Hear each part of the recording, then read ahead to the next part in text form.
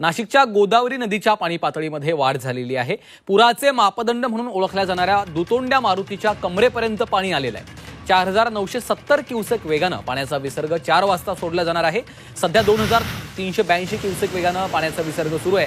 पाणी अधिक वाढण्याची शक्यतेमुळे आता नागरिकांना देखील सतर्कतेचा इशारा देण्यात आलेला आहे। गंगापूर धरणाच्या पाणलोट क्षेत्रात पाऊस सुरू असल्यामुळे टप्प्याटप्प्यानं विसर्ग वाढवण्याची शक्यता वर्तवली जात आहे।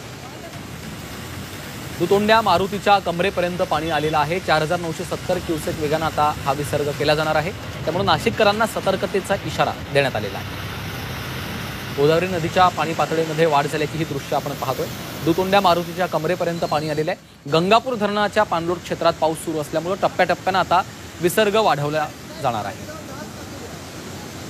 तर पाणी पातळी वाढल्यामुळे आता नागरिकांना देखील सतर्कतेचा इशारा देण्यात आलेला आहे। सध्या 2382 क्युसेक वेगानं पाण्याचा विसर्ग सुरू आहे। मात्र 4 वाजता 4970 क्युसेक वेगानं पाण्याचा विसर्ग केला जाणार आहे। सागर गायकवाड आमचे प्रतिनिधी सध्या फोनलाईनवरून आपल्या सोबत आहेत। सागर, आपण पाहतोय पाणी पातळीमध्ये वाढ झालेली आहे, काय सध्याची परिस्थिती?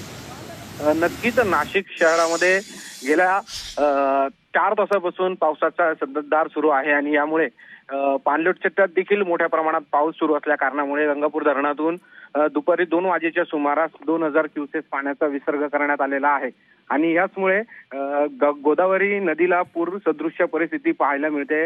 गोदाकाठावरतील दुतोंड्या मारुती म्हणजे पुराचं इंडिकेटर म्हणून ओळखल्या जाणाऱ्या दुतोंड्या मारुतीच्या कमरे एवढं पाणी आलेलं आहे।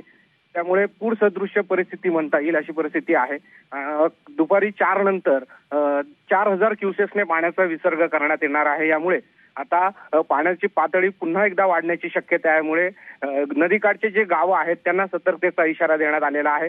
पावसाची जर क्षमता जास्तच वाढत राहिली तर या पाणी पातळ्यात देखील वाढ होऊ शकते आणि यामुळे नदीकाठच्या जे गाव आहेत त्यांना सतर्कतेचा इशारा देण्यात आला आहे। निश्चितच धन्यवाद सागर सविस्तर माहितीसाठी।